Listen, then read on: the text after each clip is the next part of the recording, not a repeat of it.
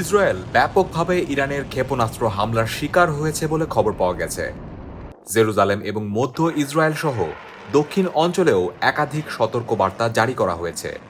সেসব অঞ্চলে কর্তৃপক্ষ লোকজনকে নিরাপদ আশ্রয়ে যাওয়ার নির্দেশ দিয়েছে। সোমবার এসব খবর জানিয়েছে আল জাজিরা।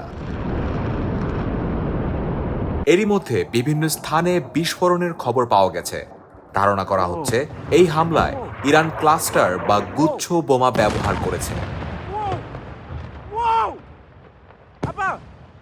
মধ্য ইসরায়েলের অন্তত 8টি স্থানে ক্ষেপণাস্ত্রের ধ্বংসাবশেষ বা বিস্ফোরক আছড়ে পড়েছে। সামাজিক যোগাযোগ মাধ্যমে বিভিন্ন ক্ষয়ক্ষতির চিত্র দেখা যাচ্ছে।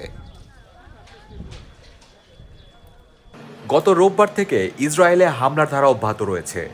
উত্তর ইসরায়েলে বারবার সতর্কতা সংকেত জারি করা হয়েছে, কারণ তারা কেবল ইরানের ক্ষেপণাস্ত্র হামলার শিকারী হচ্ছে না, বরং লেবানন সীমান্ত দিয়ে হিজবুল্লাহর পক্ষ থেকেও হামলার শিকার হচ্ছে।